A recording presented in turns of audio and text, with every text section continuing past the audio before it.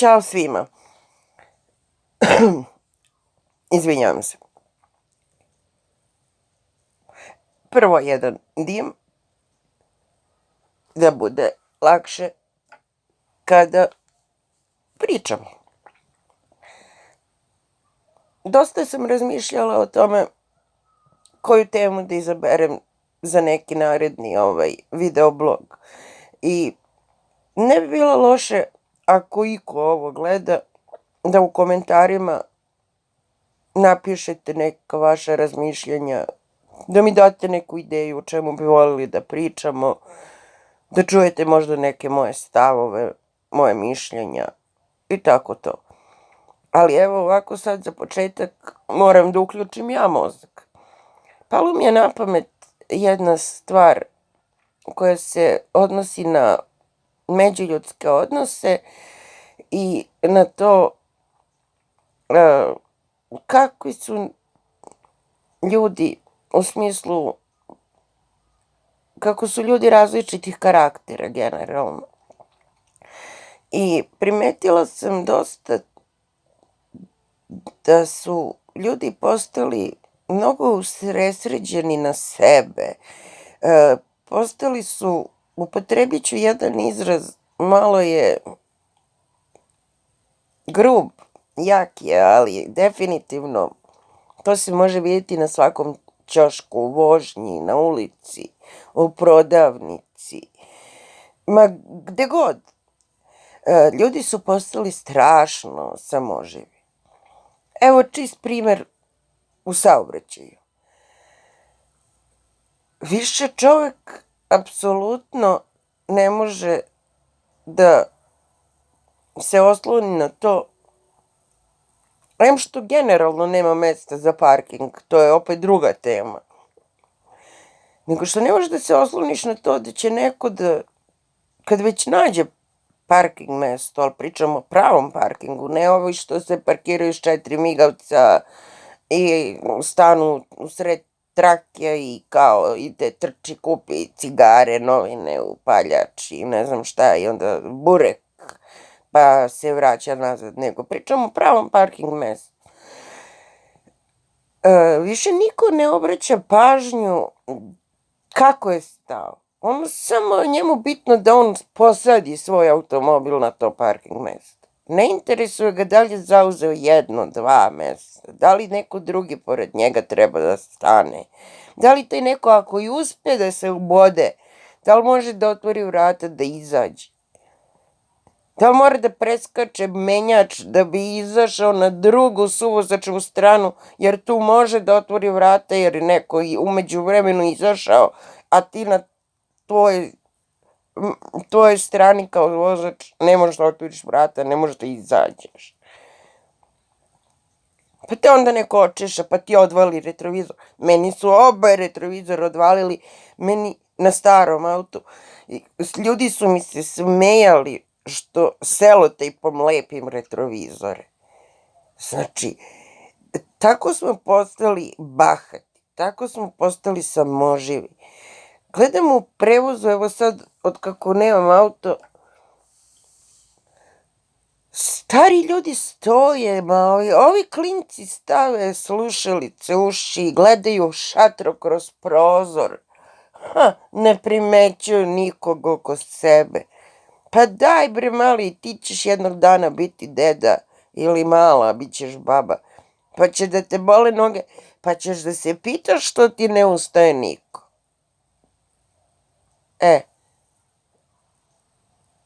To su između ostalog međuljudski odnosi. I zato sam htjela da napomenem sledeće. Vrlo često me ljudi u mojoj okolini, moji dobri prijatelji opominju kako sam ja suviše obzirna, kako biram reči, kako ne ulazim u rasprave, konflikte i tako dalje. Nije problem, evo ja vrlo lako mogu da se posvađam i vrlo sam temperamentna, verujte mi. Ali mislim da to nije način. Ono što ja u svom primeru koristim, a mislim da to može dosta da pomogne i drugima, to je prvo da uvek pođete od sebe. Razmislite ako ste u nekoj interakciji sa nekim, da li je to prijatelj, brat, sestra, rođak, komšija, prodavačica u prodavnici koju ideš svaki dan, ma bilo ko. Probaj da se jednostavno, da pođeš od sebe. Šta bi ti radio da si, na primjer, na mestu žene koja radi na kasi i stoji joj 5 ljudi u redu? Ona mora da vodi računa o parama, da li dobro vraća kusur. Jedan pita jedno, drugi pita drugo. A ona mora da odgovori, da bude ljubazna i tamo, a onda se mi ljutimo, ajde požuri, šta pitaš, nisi na redu, ono. Dajmo ljudi, budimo ljudi,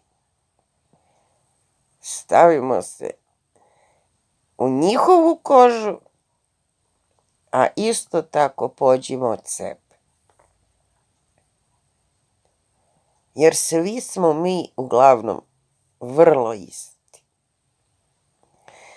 Drugo, isto što me jako izluđuje, a to je kad mi kaže neko, ma bolje za njega i ta, nazovi, bela laž. Kakva crna bela laž? Nema, laž je laž. Nema, ne podnosim laž. Neću da te slažem ništa. Govorim opet u međuljudskim odnosima. Znači, ako pričamo nešto, pa je neko nešto nezadovoljan, pa ti da bi ga raspoložio, pa smisliš neku belu laž. Kakva bela laž? Ako neko nije spreman da čuje istinu, ti nemoj da mu kažeš istinu. Prećuti. Jednostavno prećuti. Promeni temu. Doći će prilika kad ćeš moći da mu kažeš to što misliš. Jer ima ljudi koji jednostavno ne žele da čuju istinu. Isto, na primjer, jako me razbesne situacije kad neko nađe sebi za pravo ili da sebi za pravo da nekoga osuđuje.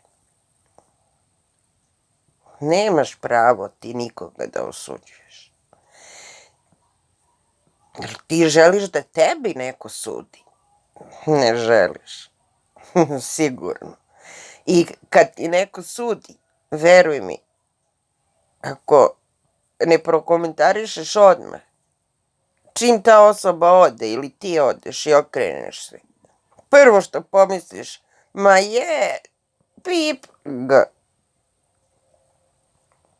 Da ne budem vulgarna.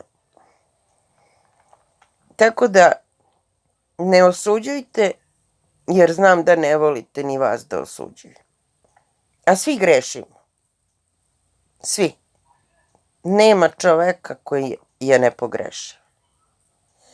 Naravno, poenta je u tome koliko su te greške velike, ozbiljne, koliko ta greška može da utiče na razne stvari, na mnogo aspekata u životu. Ja sad ovo pokušavam malo da banalizujem, ali uglavnom sve ovo što pričam može da se upotrebi u svakom smislu našeg života. Eto, ovog puta neću da dužim.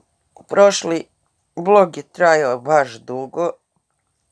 Ovog puta neću da pređem mnogo više od 10 minuta.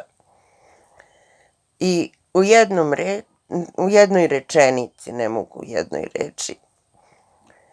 Prosto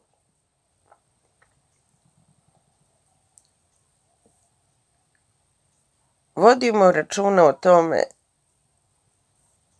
da ne osuđujemo. Uvek trudimo se da pođemo od sebe. Takođe, potrudimo se da se stavimo u kožu onog drugog. I na kraju, iako nije na nekom poslednjem mestu, podjednako je važno kao i ono prvo što sam rekla,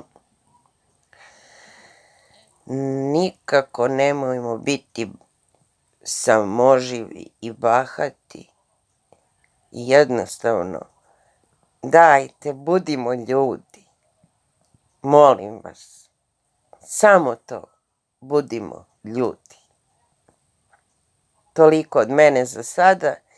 Puno vas ljubim, pozdravljam i ćao!